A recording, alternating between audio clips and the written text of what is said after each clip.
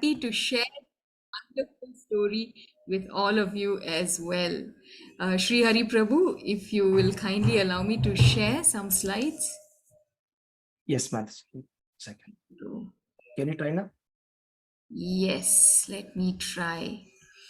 So, like Sri Hari Prabhu very nicely said, through this story, we will hear about a king by the name of Satrajit, who was ruling within the jurisdiction of Dwaraka. We will hear about the Syamantaka Jewel, and we will hear about the marriages of Satyabhama and Jambavati, two marriages. So, all of you are very eager to hear how Lord Krishna married both Jambavati and Satyabhama. So, this story will wonderfully narrate that now to all of us. Okay, and we will narrate this story as heard from the Krishna book, a summary study of the 10th canto of Srimad Bhagavatam by His Divine Grace A.C. Bhaktivedanta Swami Srila Prabhupada. We seek his blessings. So, once upon a time, dear devotees, there was a king by the name of Satrajit. And this king Satrajit, he was a very great devotee of the sun god. And because he was very dear to the sun god, they had developed a very friendly relationship. And the sun god gave Satrajit a very special jewel known as Shamantaka. And whenever Satrajit wore this jewel, he actually resembled the sun god.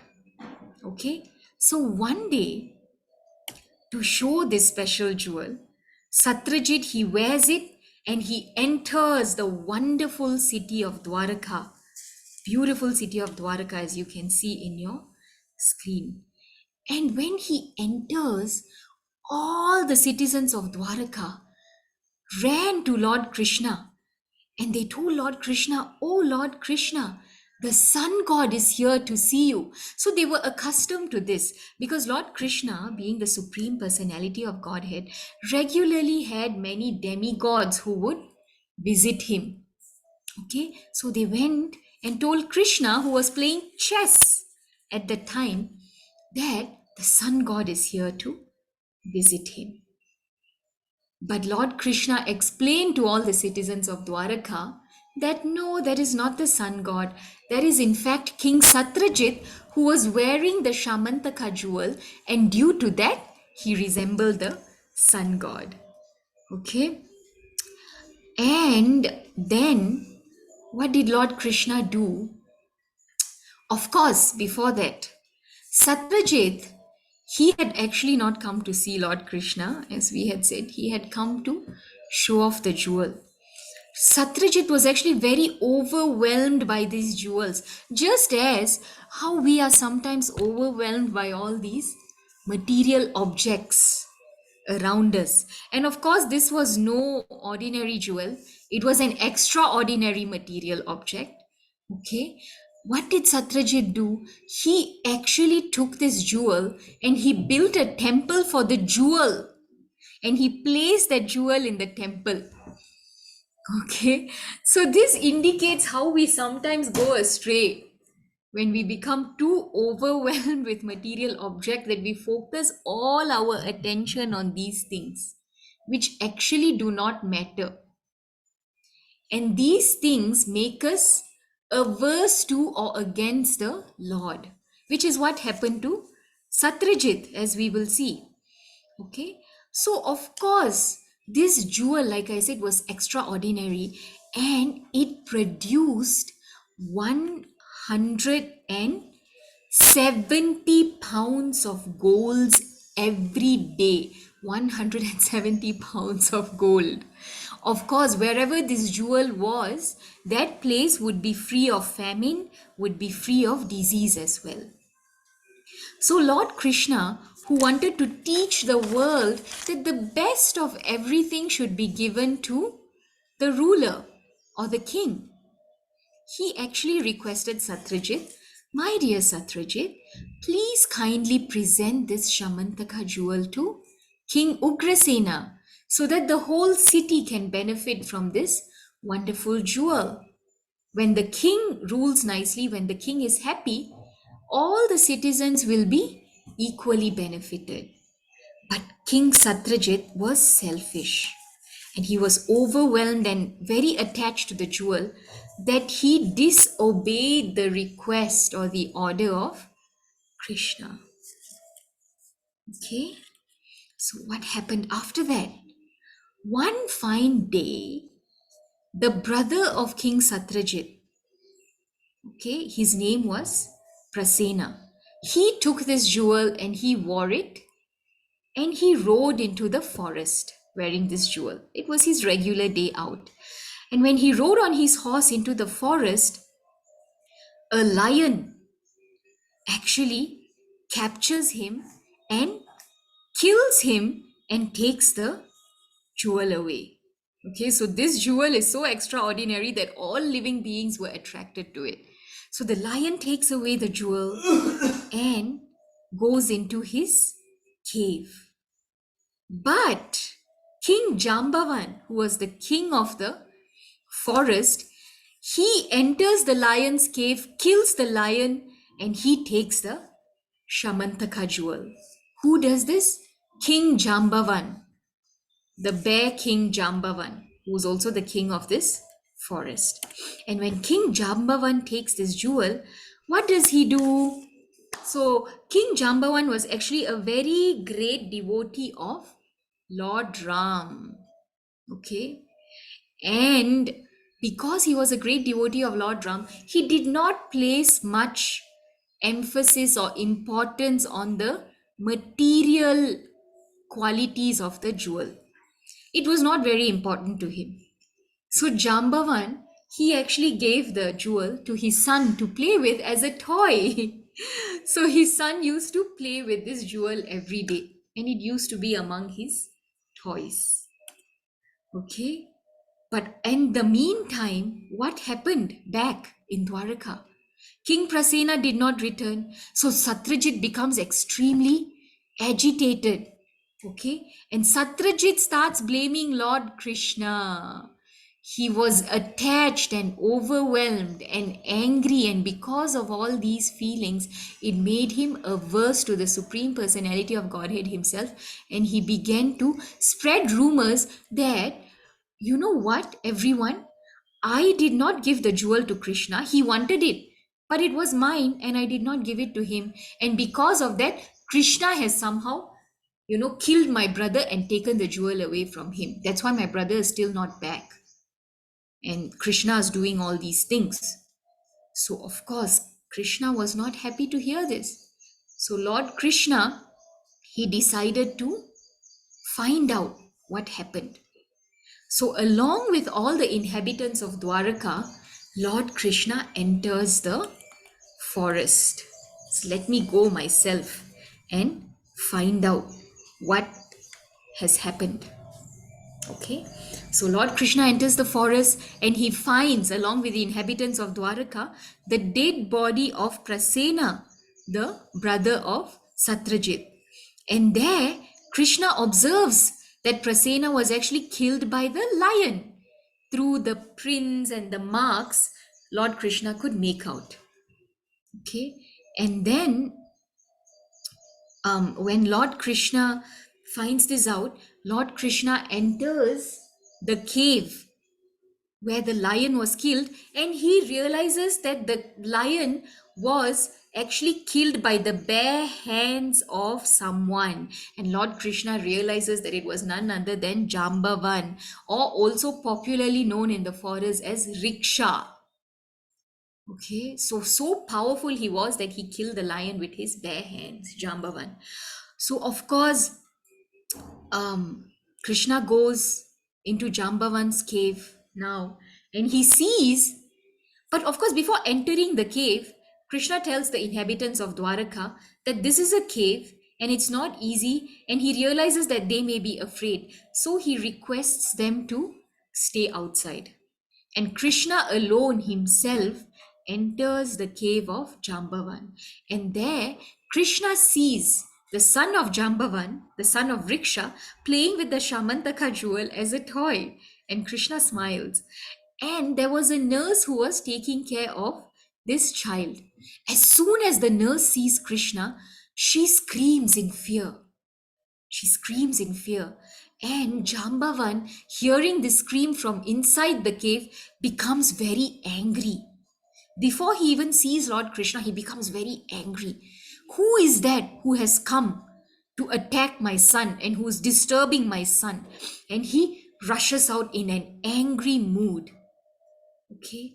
Now, this is a very important lesson for us. Because Jambavan was angry, he could not recognize Lord Krishna as his most worshipable Lord. So, this goes back to the teachings, it takes us back to the teachings of Bhagavad Gita. Lord Krishna actually tells Arjuna to rise above lust, anger, and greed in order to come to the spiritual path. Only if we are free of these things, we can realize the Lord. Because Jambavan was angry, he could not recognize the Lord at all. Okay, so they start engaging in a very, very interesting fight, very thrilling fight. Okay, what happens first? Okay, so they're engaging in a very thrilling fight, and they fought for 28 long days and nights. What happens in this fight, dear Prabhus and Matajis? First, they fight with weapons, and then with stones and rocks in the cave. And then they uproot trees and begin to fly, throw them at each other. So, very, very interesting fight that goes on for 28 days and 28 nights. And after the trees finally, when there's nothing around to fight with, they start fighting hand to hand. They wrestle. Okay. And Jambavan, who is the strongest living entity at that time, he starts to realize this is someone extraordinary. He is not ordinary.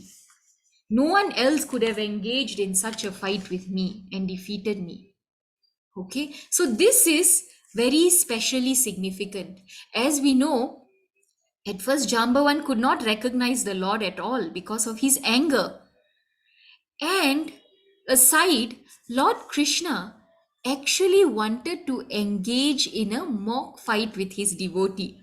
We hear from the Srimad Bhagavatam that Lord Krishna, he also has all the qualities and propensities of a human being. In fact, he is the source of all our propensities and all of our qualities. So he also has this desire to fight. Okay, and Jambavan actually satisfied the Lord very nicely by fighting with him in various ways, by fighting with him as an equal opponent. Jambavan actually satisfied the Lord.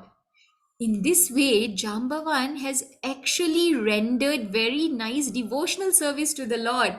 And finally, Prabhus and Matajis, it is very important to note that by this devotional service, Jambavan could realize and recognize his most worshipable Lord. Okay, Lord Krishna was not different from Lord Ram. And then, as soon as Jambavan recognizes the Lord, he starts offering wonderful prayers. And Jambavan says, "Oh Lord, you are that very same Lord Ram who simply by glancing at the ocean becomes agitated and the ocean gives way for the Lord to cross. And you are that same Lord who killed Ravana, the strongest demon Ravana, by piercing arrows at him. You are that same Lord. I now recognizes you. I now recognize you." And Jambavan offers very wonderful prayers to the Lord and to avenge for what he had did, for what he had done. Jambavan actually gives the Syamantaka jewel to Lord Krishna. Of course, Lord Krishna explains to Jambavan what has happened in Dwaraka and how he needs to take back the Shamantaka jewel to pacify Satrajit. And Lord Krishna also massages every limb of Jambavan's body, which was severely aching due to the fight. And when the Lord massages the wonderful body of his devotee, Jambavan becomes free of pain. And then Lord Krishna returns to Dwaraka with the Shamantaka jewel and the beautiful daughter of Jambavan, whose name was Jambavati. You see, Jambavan was very attached to his son, and that's why he became angry. But when he realized that Lord Krishna was the supreme personality of Godhead, he actually gave something which was more valuable to him than his son. He gave his daughter's hand in marriage to Lord Krishna. Okay. And in Dwaraka, King Ugrasena called for a meeting where Krishna explained what had happened and cleared his name in front of all the kings. And Krishna returns the Shamantaka jewel to Satrajit. And Satrajit was so embarrassed, he was so ashamed that he did not say anything. He simply bent his head down and he went back to his home. And he was thinking, what can I do to atone for the sins that I have performed, the offenses that I committed towards the Lord? He was very regretful. And finally, Satrajit actually he brings his beautiful daughter Satyabama, and he offers along with Satyabama the beautiful Shamantaka jewel, and he offers his daughter Satyabama in marriage to Lord Krishna. So, dear devotees, this is how Lord Krishna came to marry Jambavati and Satyabama. But of course, Lord Krishna was very, he's very merciful. You know, he told Satrajit, you please take away the jewel and let it remain in the temple. Let it remain in the temple and let it benefit all the citizens of Dwaraka. Let Dwaraka be, be filled with wealth and be free of famine and disease because of the presence of this jewel. And, dear devotees, let us end by saying this, the Falashruti of this chapter. This story of Shamantaka jewel is very significant, that it is said that anyone who hears the story of the Shamantaka jewel or describes it or simply remembers it will be free from all kinds of defamation and the reactions of all the impious activities, and thus will attain the highest perfection. So, all of you have heard this wonderful story, and all of you are eligible for these wonderful blessings. So, thank you all very, very much. Thank you very much, Sri Hari Prabhu.